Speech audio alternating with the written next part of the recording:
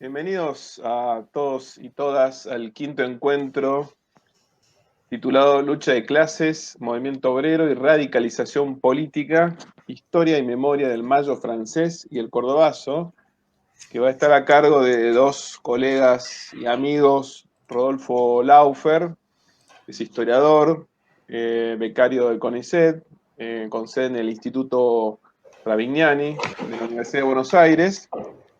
Después, Rodolfo, si vos querés, amplía un poco sobre tu lugar de trabajo y tu trayectoria académica. Y por otro lado, nos acompaña Lisandro Braga, que es sociólogo e historiador, profesor de la Universidad Federal de Paraná y director de Nexo, que es el núcleo de estudios sobre capitalismo y contestación social. Sería protesta social o movilización social. Bueno, antes que nada les quiero agradecer a la Red Latinoamericana de Historia Oral por el espacio que nos brinda y a las asociaciones de Historia Oral de Brasil, México y Argentina. Bueno, la dinámica que tenemos prevista es bloques de aproximadamente unos 10 minutos por cada ítem, cada tema. Va a empezar Lisandro, yo le doy el pie con el tema a desarrollar, después sigue Rodolfo y hacemos así 3 tandas de 3 ítems continuados. Yo en todo caso, si se pasan un poquito del tiempo para que no se nos vaya de las manos, les voy avisando o le doy paso al otro. Y después dejamos un bloque general para preguntas y dudas generales, si les parece. Bueno, empezamos entonces con Lisandro Braga. Ustedes han acordado una serie de temas para ir desarrollando. Tenemos un tema general muy grande, que es, como mencioné al principio, lucha de clases, movimiento obrero y radicalización política, historia y memoria del Mayo francés y el cordobazo. Son dos procesos, eventos históricos de muchísimo impacto en la historia del siglo XX y también XXI. De más está decir que se han cumplido sus respectivos aniversarios y han sido conmemorados y debatidos por académicos y militantes. Pero bueno, para comenzar, vamos con Lisandro Braga. La idea es un poco que cada uno llegue o nos comente cómo fue trazando el camino de investigación que fue hacia esos temas, los ejes principales, los problemas, en definitiva, cómo fueron acercándose a estos temas de tanto impacto en la historia y en las ciencias sociales en general. Adelante, Lisandro. Bueno, buenas noches a todos o buenas tardes a México. Yo primeramente me gustaría agradecer la invitación de Rubén. Gustaría decir que para mí es un gustazo estar aquí con todos ustedes, principalmente con Rodolfo, Rubén, Fernando, que ya conozco, y me gustaría decir eso. Para mí es un gustazo y espero que sea una ótima experiência e que podemos fazer outras vezes mais. E gostaria também de pedir perdão porque me vou falar em portunhol, ok? Bueno, eu gostaria de comentar um pouco como cheguei ao tema. Inicialmente foi investigando sobre os regímenes de acumulação, uma pesquisa, uma investigação sobre o Estado neoliberal, suas origens e principalmente suas formas repressivas em la contemporaneidade. Foi buscando um pouco disso que conheci a experiência do macho francês. E no primeiro momento me pareceu que, especialmente, a dinâmica repressiva existente en el macho francés fue una especie de ensayo general para la dinámica represiva contemporánea, ¿no? Principalmente lo que trata de inventar enemigos imaginarios, hay aislamiento de los sectores más radicales cuando la represión es dura, seguida de represión brutal y discursos legitimadores e oscurecedores da violência estatal. Então, meu primeiro contato foi por aí, buscando entender como se construiu esta dinâmica repressiva contemporânea. E em Macho me parece que encontrei essa espécie de ensaio general. Incluso esta pesquisa teórica era para uma tese de doutorado, que foi sobre a dinâmica da repressão estatal e os discursos em los diários na repressão ao movimento piquetero argentino entre os 96 hasta 2002, com a massacre de Avellaneda. Bueno,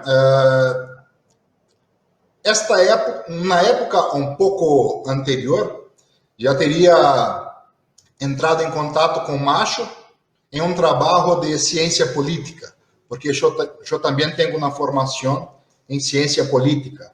Acá em Brasil chamamos de especialização, um lato sensu. E nesse trabalho, depois de ensinar história em la secundária por mais de 5 anos, me chamou muito a atenção quando conheci por la primeira vez o macho francês, porque nesses mais de 5 anos, os livros didáticos de história contemporânea para a secundária em Brasil praticamente não mencionam o macho de 68. Praticamente não se vê nada sobre isso. Ou seja, não se ensina em la secundária quase nada sobre o macho francês. E nem mesmo em Itália, em Alemanha. E quando me pus em contato com o macho, isto me chamou a atenção, né? Porque generalmente quando falam de 68, falam como um ano marcado por muitos acontecimentos importantes, como a morte de Kennedy, Martin Luther King, de la guerra de Vietnã, as dictaduras latino-americanas, pero casi nada del macho de 68 francês. E quando falam, lo apresentam como uma questão de sexualidade, como, por exemplo, isso é o historiador Eric Hobsbawm, um suposto marxista, ou como um simples conflito de gerações, como lo hizo Beerbaum. Então, todo isso me instigou muitíssimo, e por isso me puso, desde 2005, a investigar um pouco mais a fundo o macho de 68, não? Então, a partir de 2005, meu primeiro contato mais fundo com leituras, recompilando material informativo, a partir de 2018, com motivo do 50º aniversário do macho francês, compilei um livro com alguns companheiros e foi uma espécie de pontapé inicial para uma maior sistematização de um estudo sobre o macho francês. Então, minha história com o macho é mais ou menos assim. E quando Rubem me invitou a participar do primeiro conservatório da Rede Latino-Americana de História Oral, considerei como uma outra oportunidade, né, para avançar nessa búsqueda. Então, creio eu que, ao contrário do trabalho de Rodolfo, que está praticamente listo, meu trabalho sobre o macho não está listo. É uma mirada general, principalmente em lo que trata da questão da memória social e da história oral. Então, minha charla será muito mais uma apresentação general e lo que se pode pensar em termos de memória e todo o que está ao redor disso. Bueno, seria mais ou menos assim que cheguei ao macho de 68. E nessas leituras, nesses estudos, que tenho eu entendido do macho de 68. Ou seja, como estou mirando o macho. E me gostaria, então, sinteticamente, estruturar mais ou menos como vou estar pensando nesse conservatório el macho. Primero, partindo de una perspectiva marxista, solo puedo entender el macho del 68 en el interior de una totalidad social. Es decir, dentro de lo que llamo el régimen de acumulación conjugada. Quizás combinado sea más comprensivo en castellano, en español. Entonces, la teoría marxista de los regímenes de acumulación es mi referencia teórica para pensar el macho francés. Por lo tanto, teria que caracterizar un poco rápidamente lo que estoy llamando de régimen de acumulación conjugada. Bueno, creo que en este bloco mi primera parte sería eso, y en el segundo bloco avanzo con un análisis más profunda sobre el macho. ¿Puede ser? Sí, perfecto, Lisandro. Muchas gracias. Seguimos entonces ahora con Rodolfo Laufer sobre el mismo tema, cómo llegaron, cuáles fueron los caminos de investigación, cómo llegaron los problemas, y un poco también si quieren contar la trayectoria de investigación. Adelante, Rodolfo. Muchas gracias. Bueno, buenas tardes a todos. En primer lugar, obviamente, agradecer a Rubén, a la red, a Fernando y a Lisandro.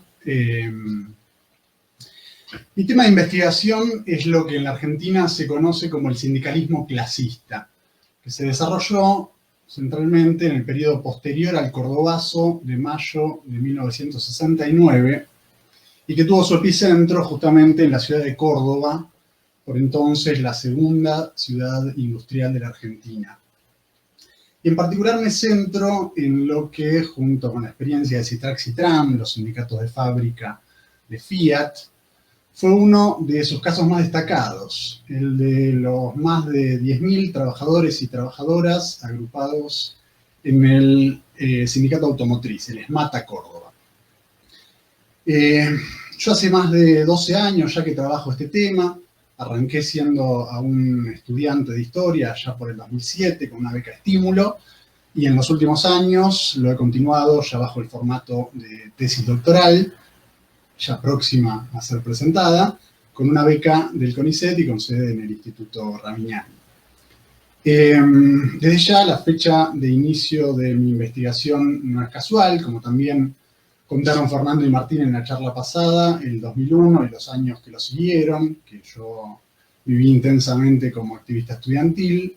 Fue un fuerte cimbronazo que a toda una generación de estudiantes y de cientistas sociales nos llevó a volver la mirada hacia los largos años 70, pero con preguntas distintas de quienes la habían estudiado en los 80 y en los 90. Y en esto el Cordobazo y demás asos y pobladas de la época, Citrax y Tram, las figuras de Agustín Tosco, René Salamanca, las organizaciones de la izquierda revolucionaria fueron y siguen siendo aún hoy tópicos destacados. Como es conocido, el tema que yo abordo no se trata precisamente de lo que llamamos un vacío historiográfico, sino más bien lo contrario. Como voy a ampliar un poco en el segundo bloque, el cordobazo, el sindicalismo cordobés y el clasismo son uno de los tópicos más trabajados por la historiografía del movimiento obrero argentino. Esto implica, por lo tanto, desafíos particulares para quienes nos internamos en el tema, exigiendo, por un lado, el esfuerzo de conocer todo lo que ha sido trabajado previamente, que es mucho, y principalmente de encontrar una beta fáctica e interpretativa que pueda significar un aporte al conocimiento y a los debates historiográficos sobre el tema. En ese sentido, la pregunta central de mi investigación se ha ubicado en torno al proceso de radicalización sindical y política que experimentaron importantes fracciones obreras por esos años, y su relación con el proceso de ascenso de lucha de clases en la Argentina de los años 70. O sea, se trata de una pregunta que se sitúa en el campo de la historia social y política de los trabajadores focalizándose especialmente en la historia del sindicalismo. Y esto conlleva entonces varias consecuencias. Por un lado, me condujo a que, sin negar sus particularidades desde ya, me aparte de las visiones bastante hegemónicas que situaron a Córdoba como un caso excepcional, incluso único, dentro del panorama nacional de la época. En esto contribuyó bastante también un estudio paralelo que hice hace unos años sobre la experiencia de la llamada CGT clasista de Salta, que se desarrolló en una provincia del norte argentino, que tenía rasgos muy distintos a los de Córdoba. Y por el otro me apartó también de las interpretaciones que suelen circunscribir el fenómeno del clasismo exclusivamente a la experiencia de Citrac Citrán, llevándome a la conceptualización del sindicalismo clasista de los años 70 como una corriente sindical. Una corriente que tuvo múltiples expresiones sindicales, en algunos casos dirigiendo, llegando a la conducción, en otros casos como oposiciones, o simplemente como agrupaciones y militantes, y que tuvo a su vez variantes internas e incluso cambios en sus distintas etapas. Pero una corriente cuyo común denominador fue el intento de estructurar una estrategia sindical basada en los postulados de la lucha de clases y con un horizonte revolucionario antiimperialista y socialista.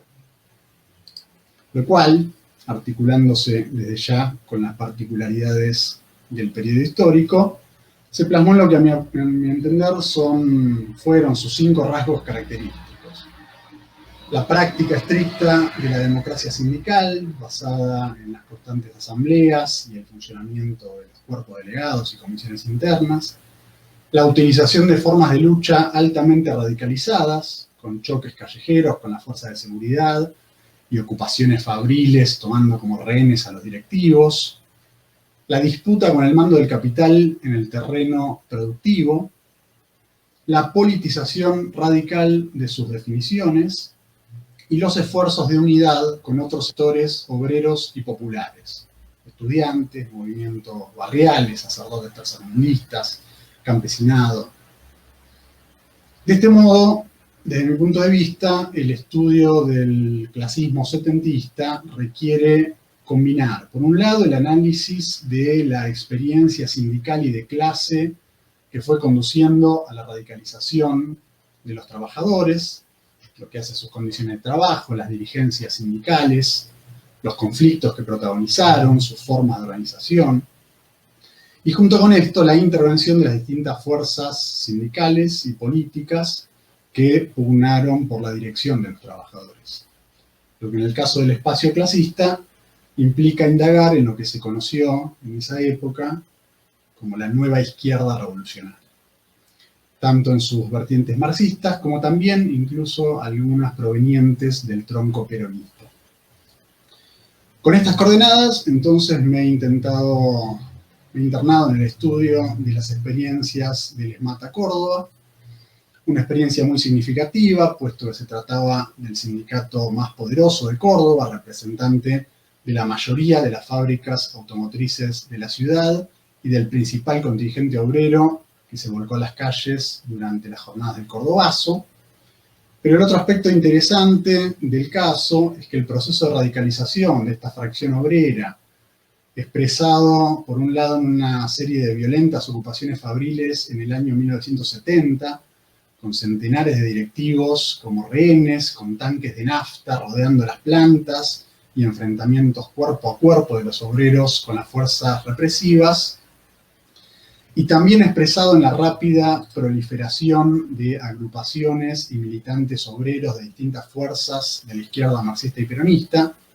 Simplemente las menciono para que se den una idea. En el ESMATA Córdoba en los años 70 tenían presencia directa con militantes obreros, el PCR, el PC, el peronismo de base, Política Obrera, Vanguardia Comunista, el PRTR, el Obrero y Espartaco, que se sumaban a otras que habían existido anteriormente. Decía entonces que este proceso de radicalización tuvo la particularidad de que terminó por llevar a un drástico cambio de conducción sindical. desencadenando la crisis y descomposición de la tradicional dirigencia peronista encabezada por Elpidio Torres, una de las figuras más prominentes del sindicalismo cordobés, secretario del ESMATA durante 14 años y 2 veces secretario de la CGT cordobesa, alineado con el bandorismo, la línea sindical pragmática y negociadora identificada con la figura del dirigente metalúrgico Augusto Bandor, y terminó llevando al triunfo en 1972 del movimiento de recuperación sindical Lista Marrón, encabezado por René Salamanca, un agrupamiento de las fuerzas que se identificaban con el clasismo, de los sectores que se filiaban en la figura y en la línea de Agustín Tosco, junto a una amplia gama de activistas antitorristas, ¿no?, contrarios a la conducción de Torres. En principio, el recorte temporal que ha adoptado mi investigación doctoral va desde el golpe del 66 hasta este momento, hasta el triunfo de la Lista Marrón en el 72, un periodo que tiene una gran riqueza y densidad histórica en términos de la gestación del movimiento clasista, y lo que en una segunda etapa pienso continuar abordando todo lo que fue la experiencia de la conducción marrón desde 1972. Creo que hasta ahí estamos en este primer bloque.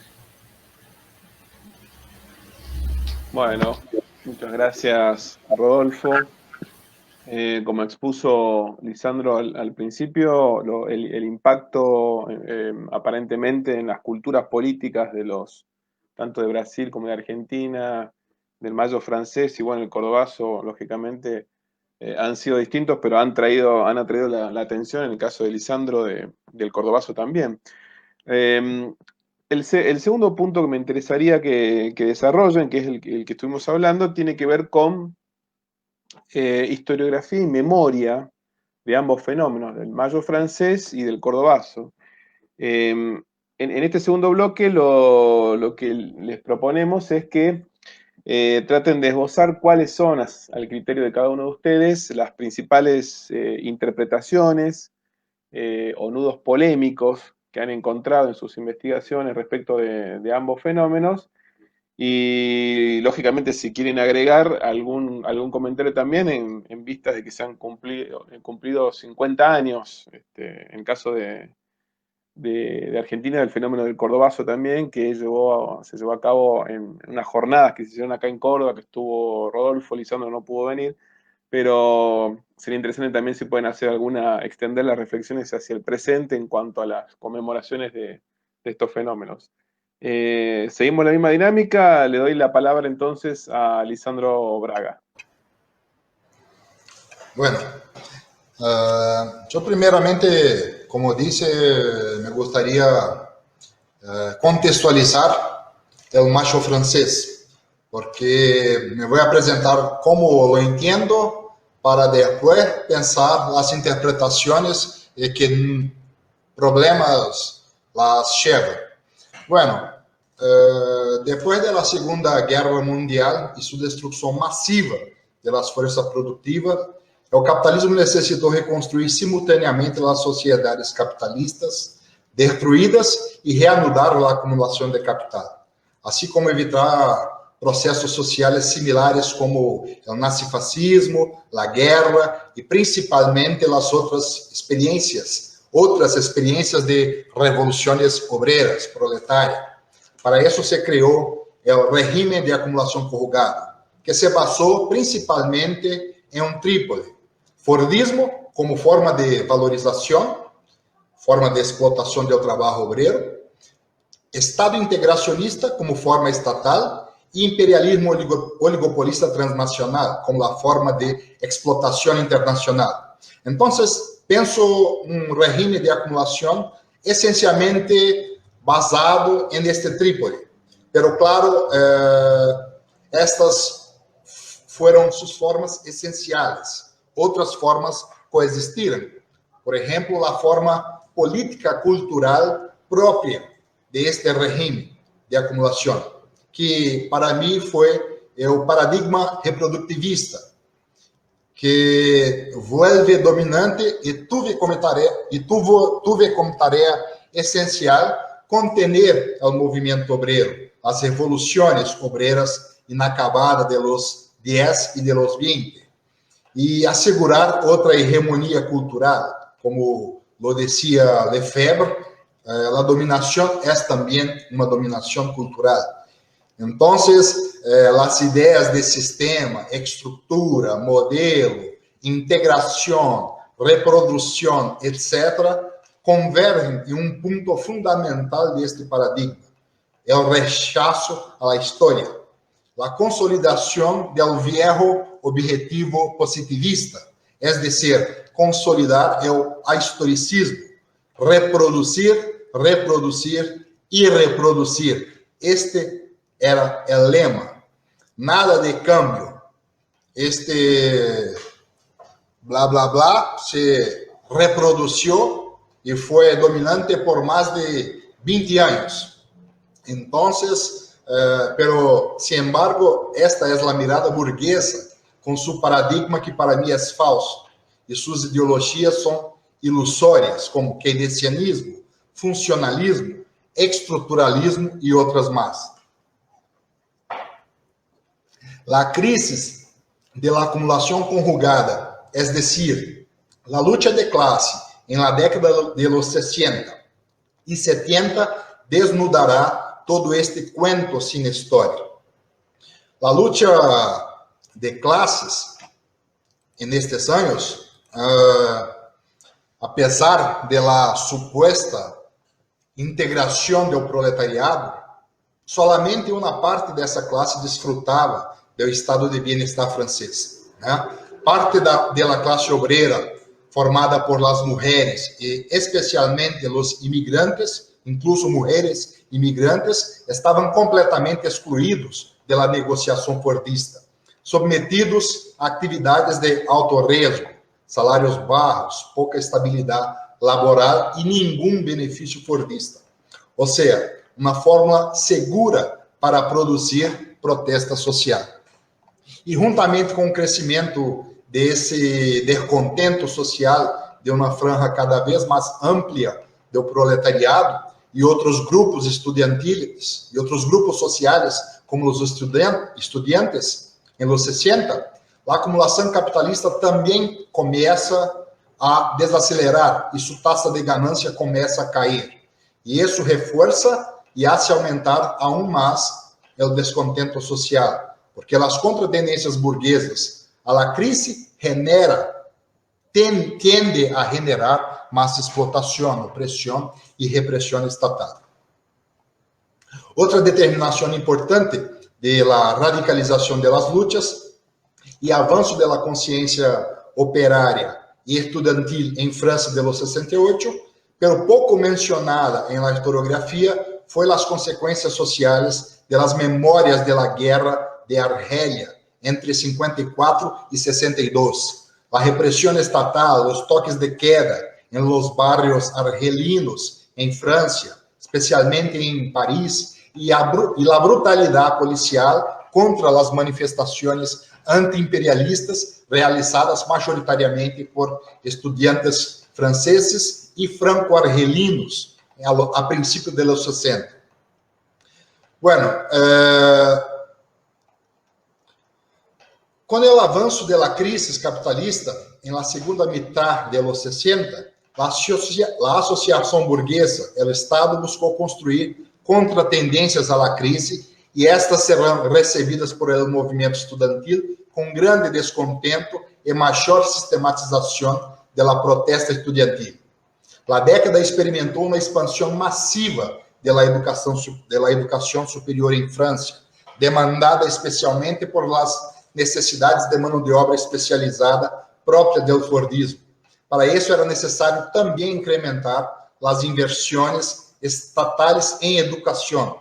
E isto se passou em França entre 50 e 60. Por exemplo, entre 50 e 68, por exemplo, os estudantes, os números de universitários no país vá de 170 mil a 600 mil, pero com poucas possibilidades de ingressar no mercado laboral e desfrutar da sonhada integração. Sin embargo, estas inversiones no alcanzaron para mejorar la condición estudiantil. Por el contrario, essa era cada vez más precarizada. E para isso, para empeorar as coisas, o Estado francês propuso várias reformas universitárias, que foram como lenha en el fuego para a protesta estudantil. Bueno, entonces,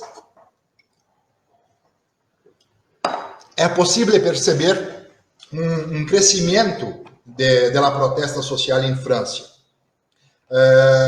Em 68, com a reforma em la educação, uma série de ações estudantiles empieza a ocorrer.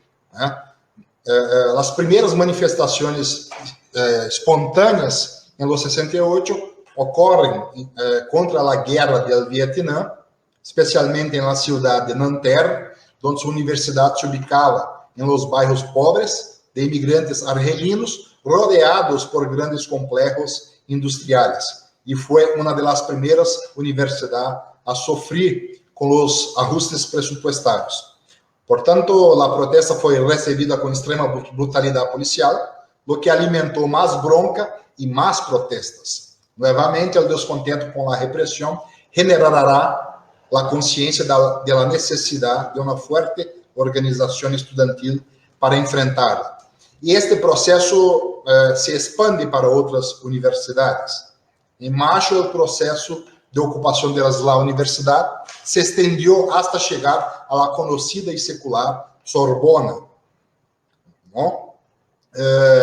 Então, todo isso, juntamente com o mal-estar que o próprio paradigma reprodutivista generava, passou a aumentar e a consciência estudantil radicaliza, sente a necessidade de uma protesta social.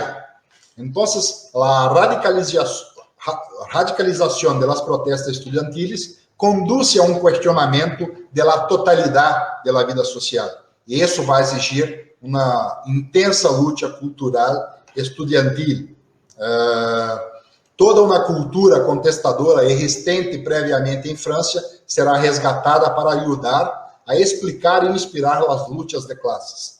Desde os elementos críticos da Escola de Frankfurt, a crítica à indústria cultural, razão instrumental, crítica à vida cotidiana com Lefebvre, as reflexões existencialistas de um Sartre, cada vez mais cercano ao marxismo, a maior radicalidade da internacional situacionista e sua crítica à sociedade do espetáculo e sua alienação cotidiana, as críticas aos valores capitalistas e seus modelos de consumo, com as obras de Gors, as concepções revolucionárias de Marx em la obra La Guerra Civil em França, Rosa Luxemburgo, possivelmente alguns conselhistas como Pannekoek e muitas outras obras e culturas contestadoras de protesta foram resgatadas.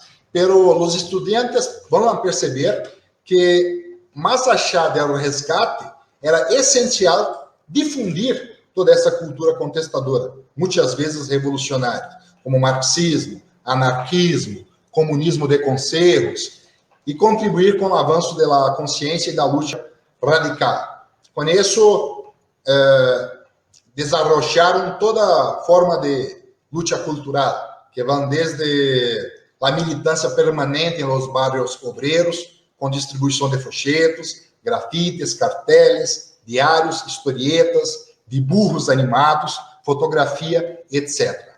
Inevitavelmente, essa luta cultural estudantil e seu intento de fusionar com o movimento obreiro e radicalizar suas ações vai chocar com os interesses da burocracia sindical, especialmente a CGT, e da burocracia partidária, especialmente o PCF francês.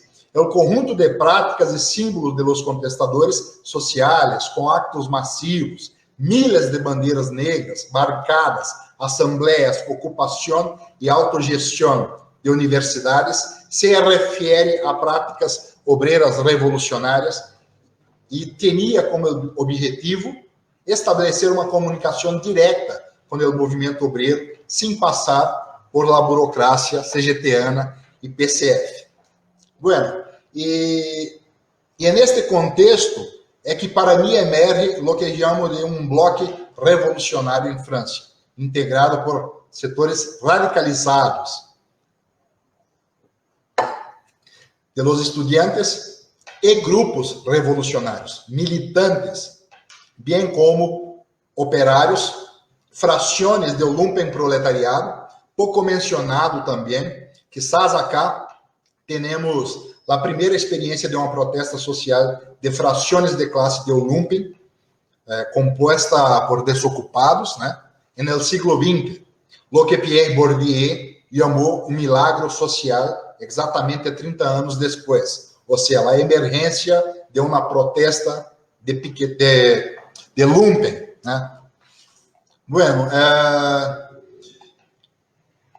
nesse sentido foi o movimento estudantil, especialmente seus setores mais radicalizados e conscientes, que se deu conta da necessidade de resgatar toda essa cultura e ponerla ao serviço da revolução social. É neste momento que os estudantes e militantes revolucionários descobrem que não podem fazer a revolução por si mesmos e por isso buscam acercar-se do proletariado, incentivando sua auto-organização como caminho para a luta revolucionária.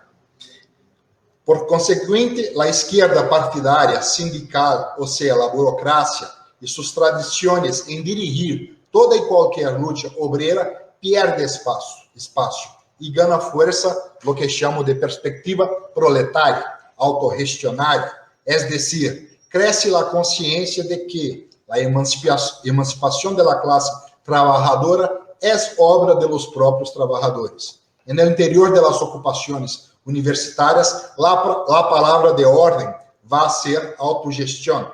Incluso neste período que esta palavra ganha outro significado para expressar o conteúdo revolucionário do proletariado e alejarlo do caráter burocrático de los partidos, entre comillas, comunistas e do leninismo. Não em vano, uma das frases mais famosas e pintadas do macho de 68 foi: "La humanidade só será livre quando o último capitalista seja ahorcado com as tripas do último burócrata. Incluso, frente a uma crise de hegemonia burguesa e rápido avanço da luta e consciência estudantil obreira, estas não foram suficientes para hegemonizar a sociedade civil. A luta cultural, todavia, não foi suficiente para a construção de um objetivo e estratégia revolucionária. A demora e insuficiência cultural do bloco revolucionário em la elaboração de uma estratégia de avanço e generalização da autogestão em las fábricas permitiu à burocracia preparar a contraofensiva burguesa, marcada por la maior divisão do movimento obreiro, aislamento do movimento estudantil e brutal repressão a los sectores mais radicais. Empezava um salvajismo sem disfraz, uma implacável vingança de classe, como lo dijo Marx. Em outras experiências, claro. No mês de junho, todavia, iba a viver episódios de guerra civil em las caixas e fábricas ocupadas e controladas por los trabalhadores.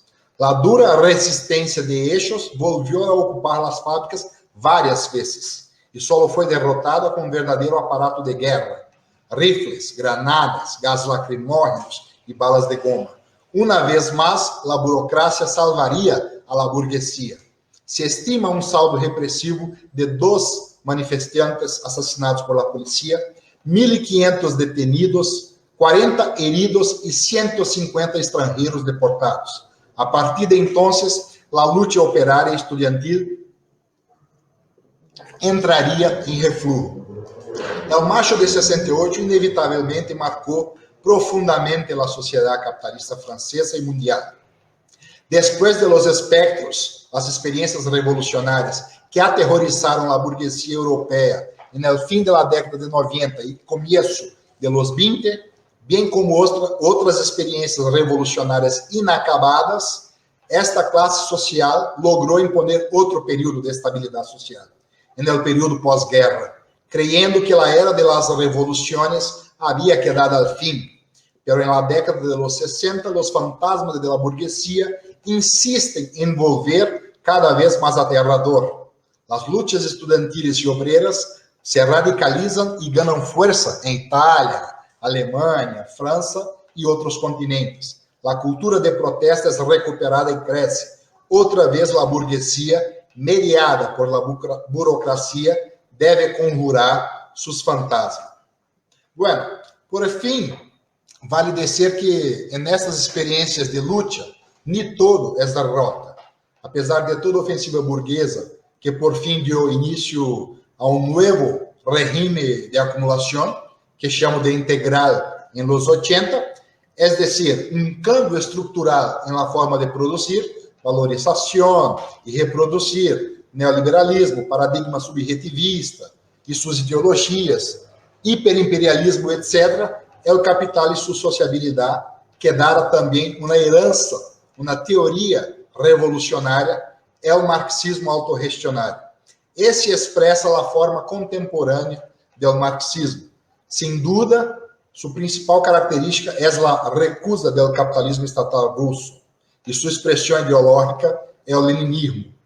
A recusa foi realizada mediante uma renovação linguística que reemplaça o término comunismo, completamente deformado por intelectuais conservadores e leninistas, por el conceito autogestão social, como lo entende Guichard Bourdieu, ou associação, como lo entendia Berger. Bueno, para concluir, a luta de classe em França surgiu espontaneamente, foi uma recusa cotidiana, marcada por absentismo, sabotagem, operação Tortuga, turnovers da relação capitalista fordista, avançou mediante uma ola de lutas obreiras autônomas, questionando a brutalidade da explotação do trabalho, os términos do compromisso fordista, identificou seus verdadeiros inimigos, a burguesia e suas classes auxiliares, como a intelectualidade, a burocracia estatal, partidária e sindical, independente de suas bandeiras e colores, direita ou esquerda, bem como suas práticas reformistas e vanguardistas.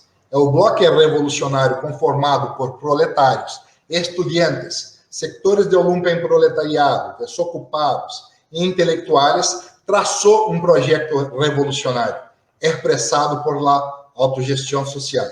Sin embargo, a correlação de forças não foi suficiente para generalizar todo esse processo na sociedade civil francesa. A luta cultural aún não foi suficiente para garantizar a transição a um movimento revolucionário, pero deixou um caldo cultural revolucionário importantíssimo, que pode, em minha opinião, e deve ajudar na elaboração de outros projetos e lutas revolucionárias em la sociedade contemporânea. Bueno, com isso, eu apresento minha compreensão do macho e no último bloco eu hablo um pouco mais das interpretações, a questão da memória e tudo mais. Graças. Perdão por reatrasar o tempo. Bueno, gracias, Lisandro. Bueno, dejó un marco general interesante del cual podés hablar más específicamente de tu tema en Córdoba, me parece, Rodolfo. Así que te dejo la palabra y adelante. Muy bien. Como ya señalé, la bibliografía sobre el cordobazo, el sindicalismo cordobés y el clasismo es sumamente amplia. Esto incluye importantes trabajos académicos de autores nacionales y extranjeros, junto a una vasta literatura de tipo testimonial, periodístico o directamente político. Para que se den una idea, desde 1969 hasta la actualidad se han publicado más de 60 libros sobre estos tópicos. Tomada de conjunto, y en líneas generales porque sería imposible hacer un análisis más pormenorizado de todo esto, desde mi punto de vista, la historiografía sobre estos temas puede agruparse en tres grandes ciclos. que se relacionan con el periodo en el que se realizaron. En primer lugar, lo que serían las producciones contemporáneas, realizadas desde el Cordobazo hasta el golpe del 76. En este caso se trata de trabajos realizados en su mayoría por sociólogos o intelectuales comprometidos políticamente, y que están fuertemente permeados por el marxismo y por el horizonte revolucionario de la época. Y que en general vieron en el Cordobazo y en el clasismo una de las expresiones principales del ascenso revolucionario que se vivía por entonces y de un avance de la conciencia de clase de los trabajadores argentinos. Un segundo ciclo es el que corresponde a las producciones de los años 80 y 90, marcadas en este caso por el gran corte que significó la dictadura en la Argentina y por los fuertes cambios del escenario internacional. En esta etapa las producciones se hicieron más claramente académicas, con varias tesis universitarias. Se produjo el ingreso de la disciplina histórica y se incorporaron aportes teóricos tanto de la historia social británica como posteriormente de las teorías de la acción colectiva y los movimientos sociales. De este modo, la visión anterior fue siendo reemplazada por otra bastante más matizada, que hizo mayor énfasis en la excepcionalidad cordobesa y en las motivaciones laborales y sindicales que alentaron los procesos obreros de la época. De estos trabajos, los que sin duda se consolidaron como los clásicos del tema hasta hoy fueron los de Brennan y Gordillo. Y finalmente, en el 2001, a partir del 2001, se abre un tercer ciclo de producciones que justamente tienen la marca de la crisis y del estallido popular de ese año. Este tercer ciclo en el que se inserta mi propia investigación se podría decir que ha implicado un intento por articular elementos de los dos periodos anteriores. Por un lado son trabajos que siguen siendo en su mayoría de tipo académico y con preeminencia de la disciplina histórica, con perspectivas teóricas actualizadas y renovadas y con el uso de nuevas bases documentales. Por el otro, se registra también un retorno de las interpretaciones que destacan el carácter rupturista e incluso potencialmente revolucionario de las experiencias sindicales radicalizadas de los años 70. Pero además de su continuidad como un tópico de indagación académica, el cordobazo y el clasismo han mantenido un importante lugar en la memoria popular e histórica. Ejemplos de esto es que el hecho de que el término clasismo y las experiencias obreras setentistas continúan hoy en día siendo quizá la principal referencia para la mayoría de la izquierda argentina. Y también es más que significativo el hecho de que Agustín Tosco, con unos 20 libros dedicados a su figura, sea el dirigente sindical argentino sobre el que más se ha escrito. El cordobazo, a su vez, como mencionó Fernando, mantiene un lugar destacado en la historia de luchas obreras y populares en la Argentina, como lo mostró la enorme cantidad de actos, eventos, notas, artículos y libros que salieron con motivo de su 50 aniversario cumplido el año pasado. Como es lógico, esa memoria trae consigo también una gran cantidad de disputas historiográficas y políticas, de las cuales yo solo quiero referirme a modo de ejemplo a una que tiene como eje el debate sobre los protagonistas del cordobazo, y que toca directamente a mi objeto de estudio, el sindicato mecánico. Lo primero que hay que señalar en este punto es que el debate ha quedado en general circunscripto al rol de los principales dirigentes sindicales, lo que a mi entender tiende a subestimar el papel de las bases obreras en general y de toda una serie de dirigentes intermedios, de delegados y de fuerzas que actuaban por entonces en el movimiento obrero cordobés. Pero dicho esto, me interesa llamar la atención sobre una idea que ha tenido mucha prensa en los últimos años, y es el planteo de que el cordobazo fue dirigido por lo que se denomina una mesa de tres patas, conformada por Agustín Tosco de Luz y Fuerza, por Elpidio Torres del ESMATA y por Atilio López del Sindicato del Transporte Urbano de Córdoba.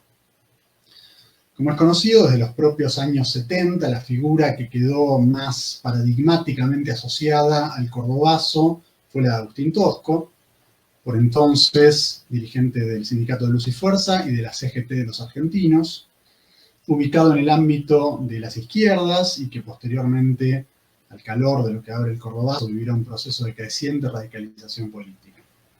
Contra esto, desde mediados de los años 90, se inició una sistemática campaña, encabezada sobre todo por quien fuera el ex abogado del ESMATA en la época torrista, Lucio Garzón Maceda, encaminada a diluir esta asociación y a situar, en reemplazo de Tosco, en primer lugar de protagonismo a Elpidio Torres.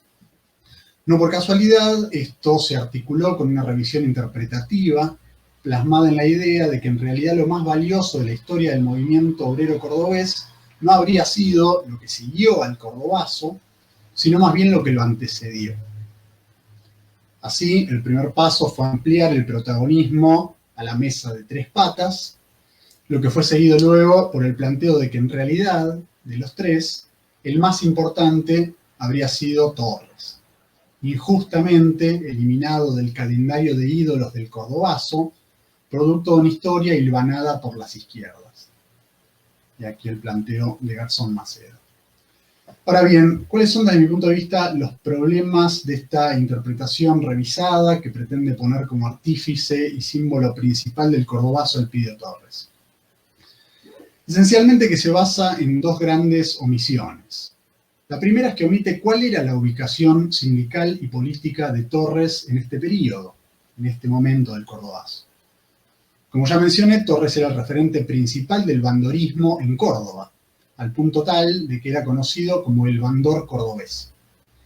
Una corriente sindical que había apoyado y recibido con la famosa expectativa esperanzada a la dictadura instaurada con el golpe de 1966. Y de hecho, ante la división de la CGT en 1968, un poco más de un año antes del cordobazo, Torres fue la figura que en Córdoba encabezó a los sectores que se negaron a incorporarse a la antidictatorial CGT de los argentinos, mayoritaria entre los sindicatos cordobeses. De este modo, indudablemente Torres participó de la convocatoria al paro activo del 29 de mayo del 69, lo hizo justamente desde esta ubicación y desde esta orientación. Y eso es lo que explica que el propio día del cordobazo, totalmente sobrepasado, como reconstruyó el propio Brennan, haya terminado abatido, malhumorado y esperando a que todo terminara de una vez por todas. La segunda omisión hace a la deriva posterior de Torres y el ESMATA. El punto clave, y esto explica el intento de orientar el análisis del cordobazo hacia atrás en vez de hacia adelante, es que al año siguiente, el cordobazo, Torres sería finalmente defenestrado por las propias bases del sindicato mecánico. Sobre todo por el rol que cumplirá en el quiebre de las tomas y la huelga larga del ESMATA de junio y julio del 70, que culminaron con 700 despidos negociados por el sindicato con las empresas, entre los cuales se contaron los principales referentes de la oposición antitorrista. De este modo, fuertemente desprestigiado y aislado, Torres terminaría teniendo que renunciar a la conducción del ESMATA Córdoba, que poco después sería ocupada por René Salamanca y los referentes clasistas y combativos del gremio mecánico.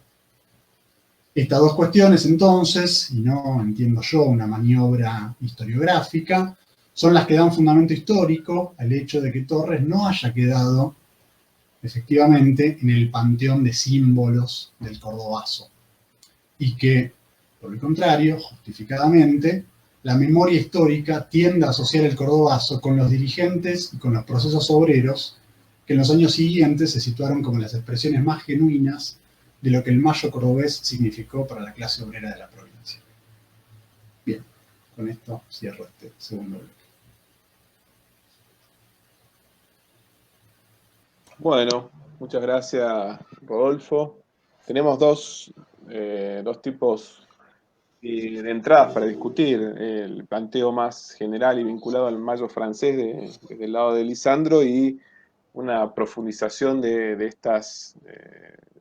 este contexto mundial, con el caso de Córdoba que nos brinda Rodolfo. Así que la entrada al tercer ítem tiene que ver con cómo cada uno de ustedes ha intentado aproximarse a cada uno de sus objetos de estudio desde el punto de vista metodológico, es decir, con qué fuentes trabajan, si tienen si hacen uso de la historia oral, y también, como hicimos en el conversatorio anterior, si se les ocurre algún tipo de bibliografía o recomendación para todo aquel o aquella estudiante que se interese por este tema, que es un clásico de la historia mundial, y en el caso latinoamericano, el Cordobazo sigue, como bien mencionó Rodolfo, una producción bastante abultada de trabajos históricos, sociológicos de interpretación. Les comento además que estamos teniendo también varias preguntas que las vamos a desarrollar más hacia el final, así que si pueden hacer 2 intervenciones bien precisas sobre el tema, mejor, así tenemos tiempo. Le doy la palabra entonces a Lisandro Braga. Ok. Bueno, el mayo de 68 me impresionó por 2 cosas, principalmente. Primero, por una especie de olvido en la historia, por lo menos en Brasil, en los libros didácticos de historia contemporánea, en la secundaria, que trabajé por muchos años y casi nunca se ve sobre el mayo.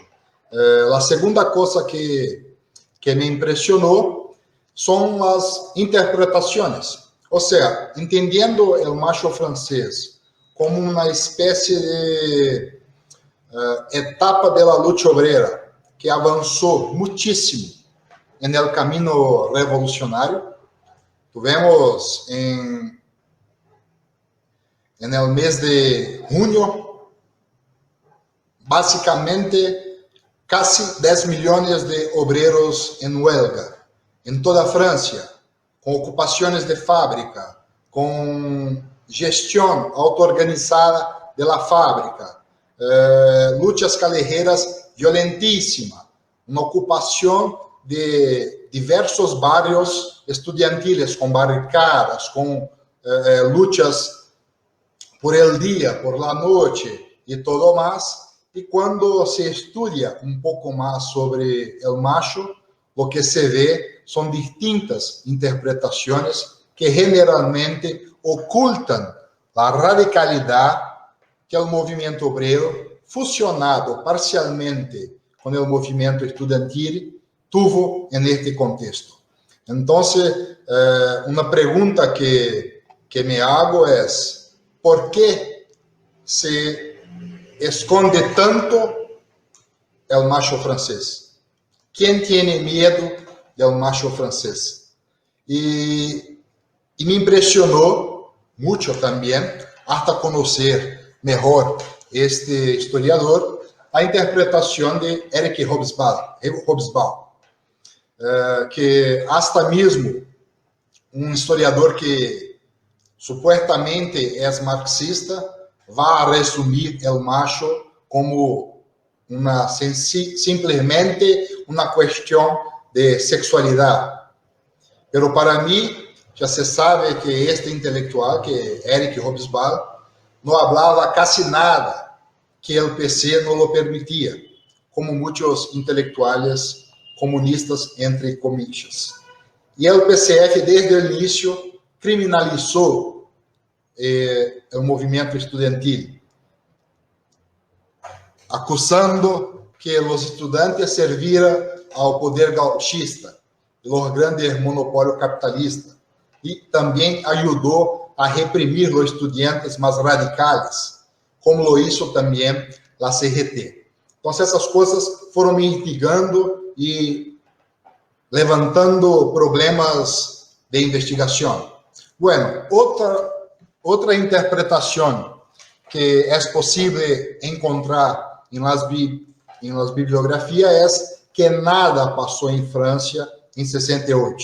O único que passou foi o feminismo e veja o que hizo a las famílias. Esta é uma interpretação comum, usual. Nada passou politicamente, pero culturalmente os cambios foram enormes. Há uma força muito grande da perspectiva culturalista em las interpretações del macho. Principalmente as interpretações que partem de uma perspectiva pós-estruturalista ou pós-moderna, como é mais usual chamar. Raymond Aron, outro grande historiador, conservador, que marchou junto às marchas que apoiavam de Gaulle, em la França, vai resumir como uma simples rebelião juvenil. Os jovens protestam porque são jovens, porque a universidade está superpoblada. Os estudantes se rebelam como, abre comillas, os estudantes se rebelam como ratas ou outros animais, quando se veem obrigados a viver em uma densidade excessiva, em um espaço confinado. Um evento que resultou ser no evento. Então, de hecho, a maioria dos historiadores abdicaram, me parece que abdicaram da responsabilidade de investigar macho del 68 e deixaram em el mais alto grado de instrumentalização realizado por la história oficial, ou por lo que chamo de bloque dominante. Então, esta história oficial é marcada por la interpretação segundo a qual o macho é uma espécie de drama familiar ou relacional, desprovisto de violência ou dimensão política, uma espécie de transformação benigna de los costumbres e estilos de vida que acompanham a la modernização da sociedade francesa, ou cambio de estado autoritário a estado liberal, moderno, etc. Então, muitos estudos acabaram por limitar o macho de 68, primeiro, a mês de macho, o que restringe muito a interpretação, porque em junho houve as lutas obreras mais radicalizadas, limitar a Paris e o Quartier Latim, ou seja, ao bairro estudantil parisiense, relega dessa forma a história de milhões de obreiros em huelga e ocupações de fábrica em toda a França, bem como a luta cultural estudantil e seu rol radicalizador da luta obreira, o avanço da ideia de autogestão social, a composição de bloco revolucionário em toda a França. Para mim, estas interpretações são, nesse sentido, ideológicas, porque ocultam muito da história do macho francês, que não se restringe ao mês de macho. Não? Apesar de ficou conhecido como macho de 68, me parece que a luta obreira estudantil, a composição de um bloco revolucionário, já começa em 61. Claro, depois da segunda metade de los 60, com a crise de acumulação, se acelera este processo. Então, a pergunta que todavia tenho que responder, contestar neste trabalho que não está listo, é: que era tão ameaçante em macho que a história deve olvidar? Minha investigação basicamente está neste ponto, ou seja, em avançar em respostas que contemplam esta pergunta e outras mais. E para contestar tal pergunta, vejo que necessito toda uma discussão sobre memória social, memória coletiva, olvido, inibição da memória, adaptação da memória, invenção. de la memoria, recuperación y rescate de la memoria. Son conceptos que vengo intentando compreender y construir, quizás para me ayudar com o avanço dessa investigação. Pero já tenho algumas conclusões de ordem teórica que gostaria de apresentar rapidamente. O complejo tema de la memória, incluídas as determinações de los recuerdos e olvido individual, social, coletivo, compõe um intricado anicho de lutas de classes em torno ao recuerdo, que se deve e não se deve olvidar ou recordar em la sociedade capitalista, está determinado por la correlação de forças sociais, classes sociais em disputa, com predomínio da perspectiva burguesa, e com o avanço do capitalismo neoliberal, se vuelve cada vez mais cristalino lo que não é do interesse do bloco dominante, nem o bloco progressista, para comprometer-se com as verdades del passado. Por el contrário, actúa incessantemente para borrar a verdade do passado através do processo de recuperação da memória que define o que deve e não deve ser recordado e olvidado do passado, reintegrando-lo à sociedade capitalista como uma de suas formas de regularizar as relações sociais. Me quedo aqui porque as respostas todavia não estão listas e tenho que buscá-las. Muchas gracias, Lisandro. Te doy la palabra para cerrar ya este tercer y último bloque, Rodolfo. Adelante. Muy bien. Respecto de las fuentes para el estudio del clasismo o en general del sindicalismo cordobés, son muchas las bases que yo he ido utilizando a lo largo de estos años y que ya están disponibles para quien quiera internarse en el tema. En cuanto a las fuentes escritas, en primer lugar, hay una importante producción periodística de la propia Córdoba en esos años, los diarios, La Voz del Interior, Los Principios, Córdoba, y también revistas especializadas en el debate político, cordobés como Jerónimo, Aquí y Ahora y otras que pueden encontrarse en las hemerotecas de la provincia, a lo que obviamente uno puede sumar también todos los diarios nacionales y las revistas de circulación nacional que dada la importante repercusión de los hechos cordobeses, constantemente seguían con atención los acontecimientos. Confirmado, Panorama, Cristianismo y Revolución, Nuevo Hombre, Militancia, en todas las revistas de circulación nacional se encuentran notas específicas sobre Córdoba. En segundo lugar, existe una gama de materiales de los sindicatos de la época, el principal de los cuales es el archivo del CITRAC, recopilado por Susana Fiorito y digitalizado, disponible en Internet. El periódico Electrum de Luz y Fuerza, que está disponible en el sindicato, y los materiales del propio Esmata Córdoba, parciales, preservados por Mónica Gordillo.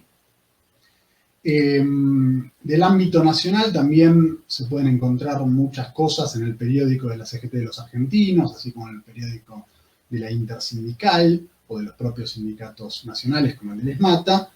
Y una herramienta que a mí me resultó especialmente útil y creo que a cualquiera que se dedique al sindicalismo en estos años le va a servir, es el Servicio de Documentación e Información Laboral, conocido como el DIL, dirigido por Leonardo Di Mase.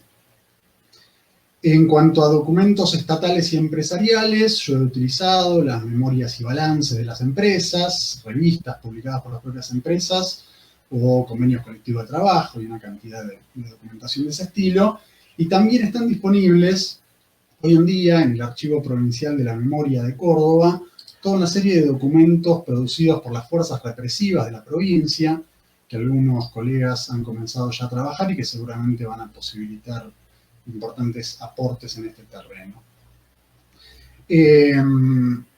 Finalmente, en cuanto a las fuentes escritas, como es lógico por mi enfoque, me han sido de mucha importancia los periódicos y los materiales de las distintas fuerzas políticas de la izquierda marxista y peronista. Hay que decir que, a diferencia de lo que podía conseguirse en los propios años 70, donde muchas de estas fuerzas eran clandestinas, E incluso en los 80 y 90, hoy en día, gracias al trabajo de múltiples instituciones y grupos como el CEDINS y el Topo Blindado, Ruinas Digitales y muchos otros, se encuentran disponibles, en muchos casos directamente en Internet, las prensas y documentos de la gran mayoría de las organizaciones políticas de la izquierda de la época, los cuales están poblados de notas sobre el movimiento obrero cordobés y sobre las posiciones y la actuación de cada una en ese ámbito. A lo que uno puede sumar los materiales partidarios conservados en archivos sindicales y en los de cada organización y los conservados por los militantes de la época. Aunque en este último caso no son demasiado cuantiosos, debido en gran medida a la tremenda intensidad que tuvo la represión en Córdoba, que obligó a la mayoría de los militantes a destruir los materiales que tenían recopilados. Como se sabe, muchas veces los materiales de las fuerzas políticas, y en esto me refiero a todas las fuerzas políticas, no solo de la izquierda, tienden a sobrevolar el propio rol, lo que exige necesariamente contrastarlo con otras fuentes y testimonios. En ese sentido, yo creo que el entrecruzamiento de los documentos y los materiales de todas las fuerzas presentes en un proceso sindical, cuando uno está estudiando eso, o cuando uno está estudiando también a una fuerza en particular, es algo fundamental. Pasa mucho, por ejemplo, que una fuerza dice que tenía mucho peso en determinada fábrica, pero cuando uno lee los materiales de las demás, ni siquiera la mencionan. O al revés, explícitamente, o porque discuten con esa fuerza, los materiales de las otras corroboran que tal organización era la que tenía mayor influencia en ese proceso. Y lo mismo pasa con las posiciones de cada una. Una cosa es lo que cada uno dice de sí mismo y otra cosa es lo que dicen los demás de cuáles fueron las posiciones de esa fuerza. Y otra cuestión que aparece mucho en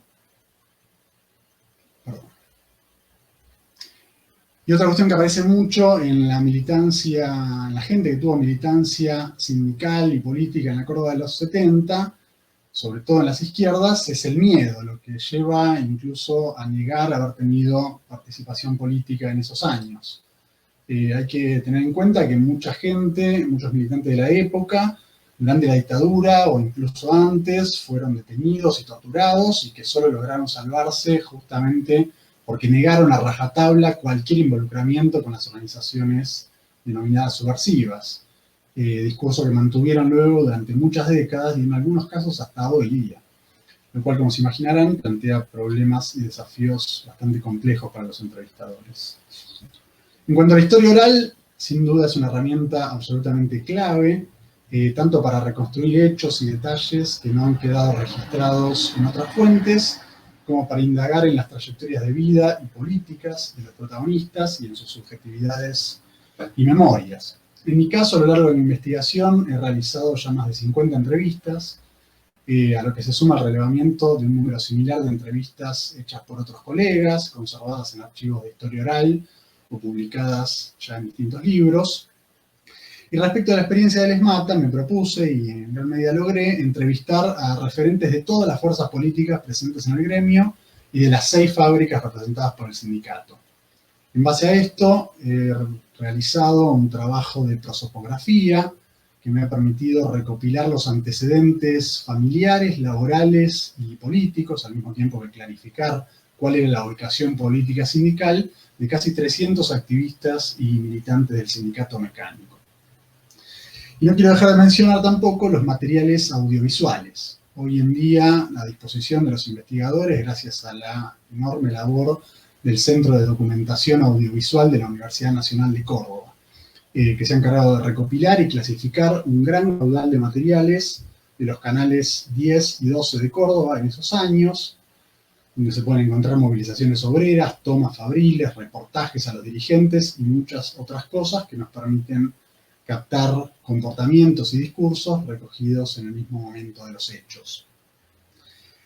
Para terminar, yo creo que si bien la historia del movimiento obrero cordobés en los 60 y 70 efectivamente ha sido muy transitada, siempre es posible encontrar cuestiones o nuevas perspectivas que contribuyan a ampliar y a profundizar el conocimiento de un periodo y de unas experiencias tan significativas y tan ricas como estas.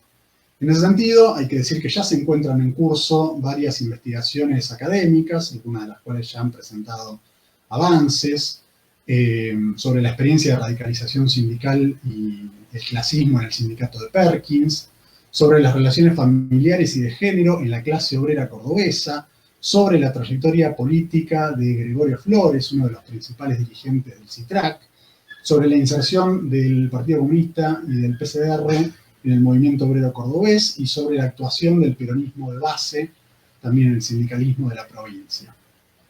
Así que, como se puede apreciar, el campo y los debates continúan abiertos y prometen tener nuevos e interesantes aportes en el futuro cercano.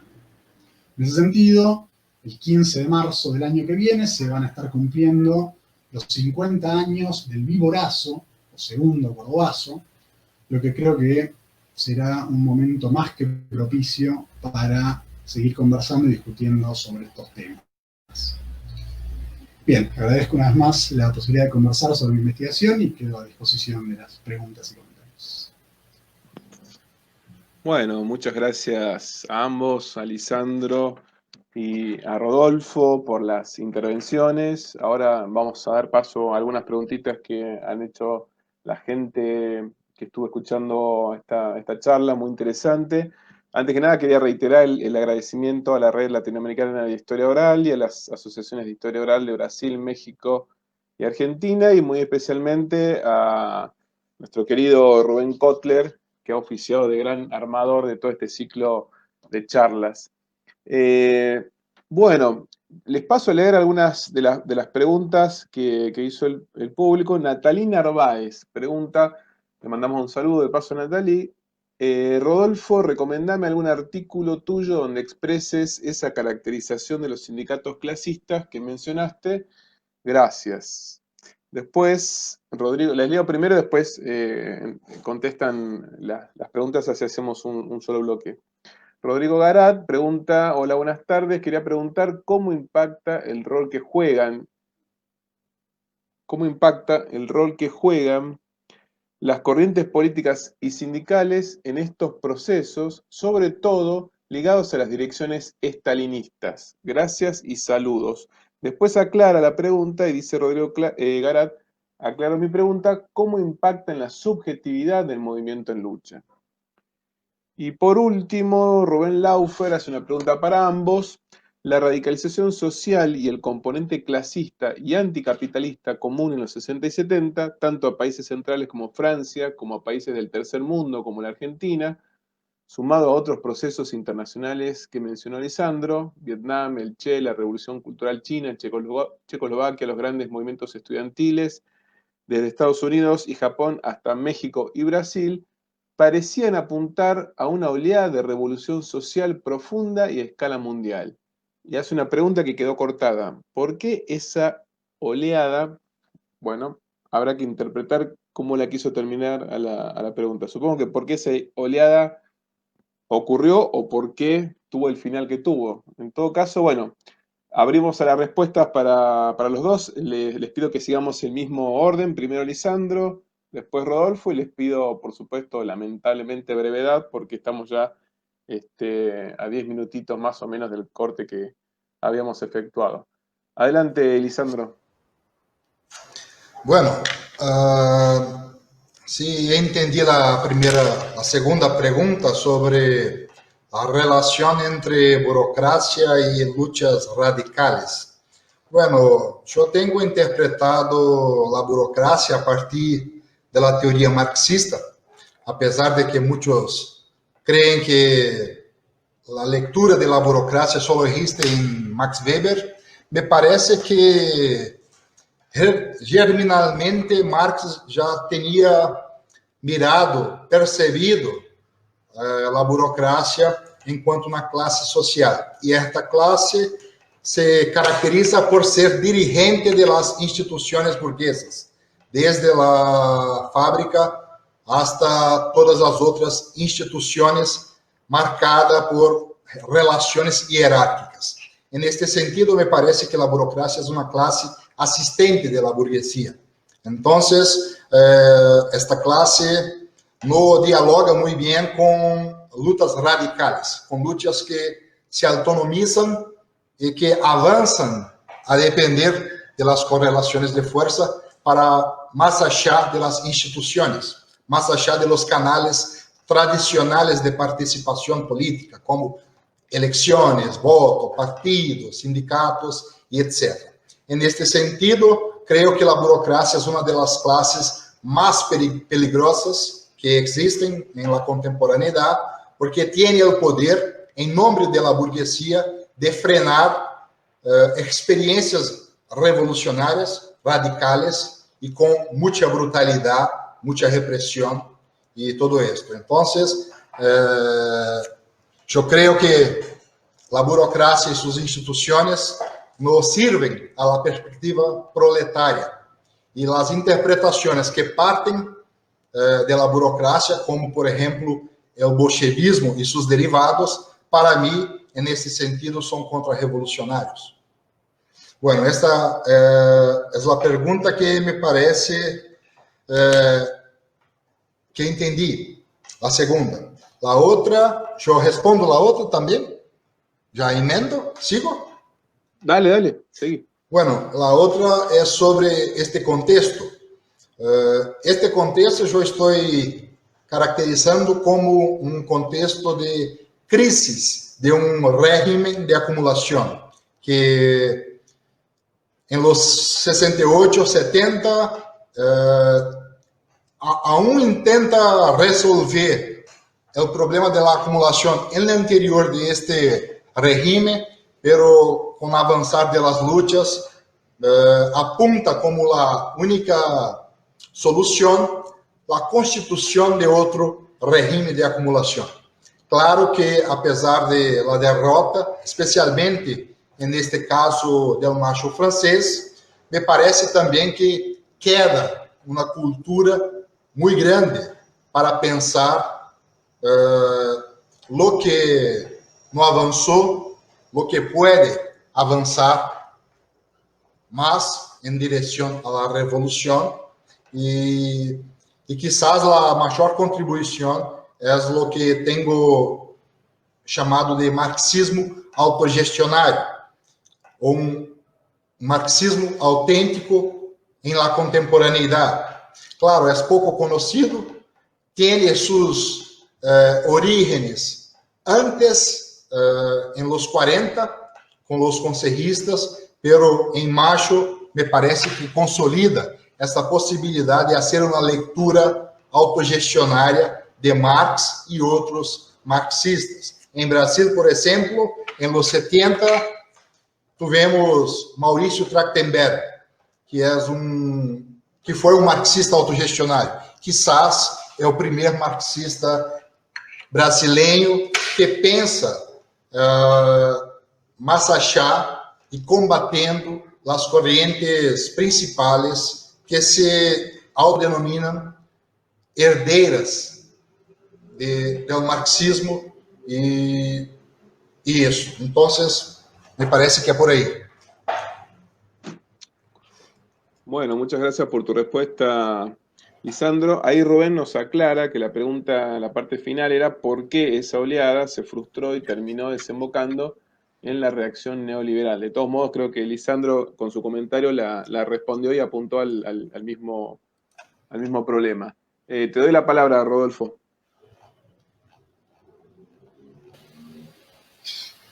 Muy bien. Para lo que consulta Nathalie, la caracterización más desarrollada de esto que expuse al principio está desarrollada en mi tesis, que está próxima a ser presentada, pero algunos esbozos se pueden encontrar en un capítulo que escribí para el libro Dirán, hubo gigantes aquí, que se puede hallar en la web. Y cuestiones parciales, como el análisis de las luchas más radicales de esos años o de las fuerzas políticas, están en otros artículos que también se pueden ver en internet, que están subidos todos juntos en la página de academia.el. Sobre la pregunta que hace Rodrigo, la pregunta por las corrientes estalinistas o que reivindicaban Stalin es compleja en el siguiente sentido, porque eso abarcaría, por un lado, al Partido Comunista, parte de la llamada izquierda tradicional o vieja izquierda, y organizaciones como el PCR o Vanguardia Comunista, que forma parte del arco de la nueva izquierda.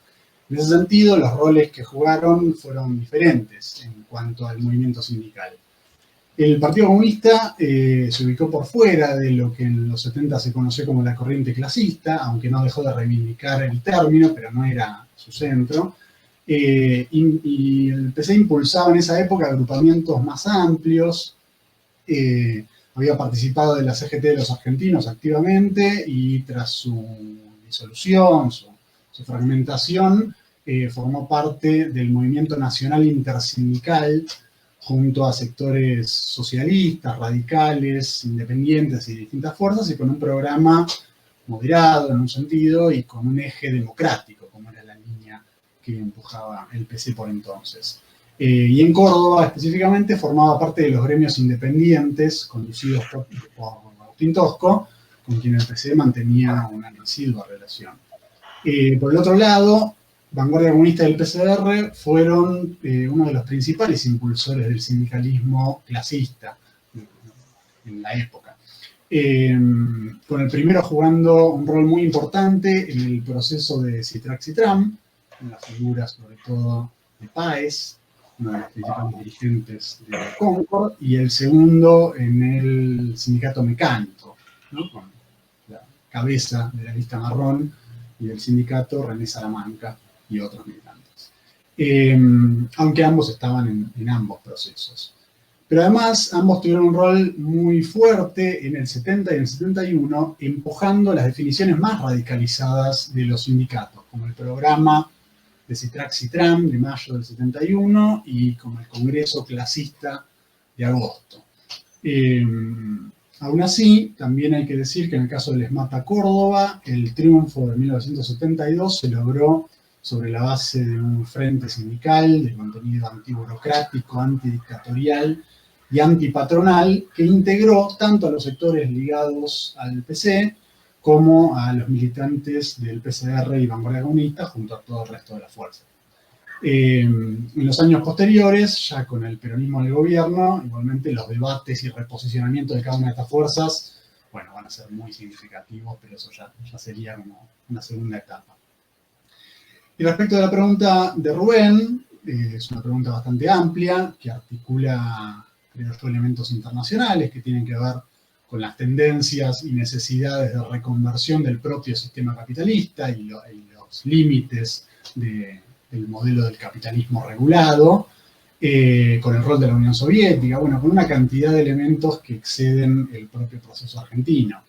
En el caso de la Argentina, efectivamente, estas corrientes combativas, revolucionarias, clasistas, etcétera, etcétera, aunque tuvieron un desarrollo muy importante, un desarrollo que continuó en los años siguientes a los que yo me referí, no lograron constituirse como fuerzas hegemónicas. Yo creo que esto tiene que ver no solo con cuestiones del terreno sindical, propiamente dicho, sino con cuestiones políticas que hacen a las derivas de la lucha entre distintas fuerzas sociales, en un marco que sufrió un cambio clave con el retorno del peronismo al gobierno en el 73, con el impacto que eso tuvo en el movimiento obrero. En este sentido, es claro que las fuerzas revolucionarias no lograron, las fuerzas revolucionarias socialistas, que tenían como ese objetivo final, no lograron en el relativamente poco tiempo que actuaron en este proceso de auge, constituir una fuerza política que pudiera plantearse como alternativa real para la clase obrera y los sectores populares de la Argentina.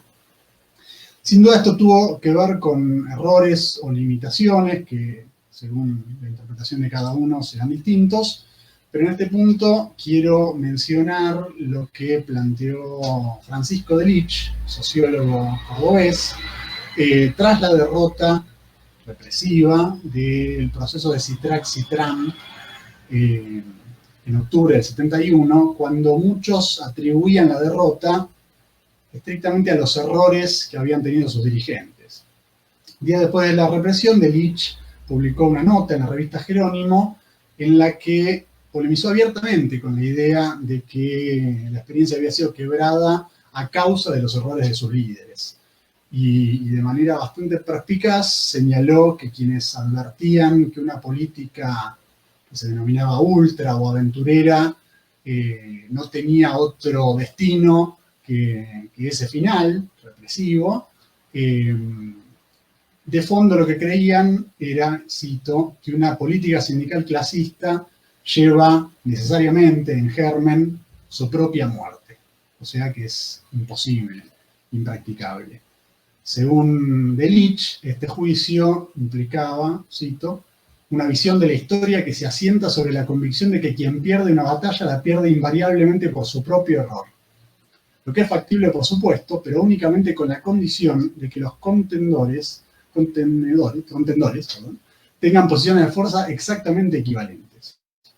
La historia no se desenvuelve como una partida de ajedrez, sino como el enfrentamiento de fuerzas dispares, y para la clase obrera la cuestión consiste en establecer teórica y prácticamente cómo transformar su debilidad en fuerza, su opresión en libertad. Parece que sirve para este problema. Bueno, perfecto, redondito, llegamos justo a las 8:30. Bueno, me quedo con la impresión de que esta charla abre en realidad otra, que nos llevaría un tiempo bastante prolongado. En el caso de Lisandro ha presentado un panorama bastante completo respecto del Mayo francés, pero también ha hecho hincapié en el rescate de la corriente más del marxismo autogestivo, que en el caso de la exposición de Rodolfo, evidentemente no está, porque hace hincapié en lo que ocurrió en el proceso histórico del Cordobazo, en donde vemos clasismo. Ahí estaría interesante para ver qué posibilidades de diálogo o qué fronteras ideológicas y prácticas hay entre el clasismo histórico, como se lo conoció en el Cordobazo, y la propuesta o la existencia de experiencias autogestivas. Ahí probablemente haya lazos, vasos comunicantes, tensiones y también disputas ideológicas profundas. Y bueno, por último también me quedo con la distinta recepción que parece haber tenido o impactado de distinta manera el Mayo del 68, tanto en Brasil como en Argentina. Lógicamente en Argentina está potenciada, está aumentada esa recepción por el caso del Cordobazo, que ha traído la atención precisamente de Lisandro también, que está indagando sobre esta experiencia histórica. Bueno, les agradezco nuevamente a ambos, han sido muy generosos con sus exposiciones, muy interesantes. Creo que todos los que hemos escuchado atentamente nos vamos con un montón de preguntas. Son dos universos muy ricos, tanto el Mayo francés como el Cordobazo, y ustedes lo abordan desde dos posturas y posiciones teóricos y metodológicas diversas, pero que entran en diálogo respecto de una época que ha marcado profundamente el siglo XX, y ha marcado más que nada porque la palabra derrota, o qué es lo que ha pasado con esa gran época de revoluciones y grandes movimientos de protesta, en la actualidad parece estar alejada, y nos llama a la reflexión sobre qué es lo que ha pasado con ese devenir histórico. Así que les agradezco profundamente a ambos, y antes de cerrar, les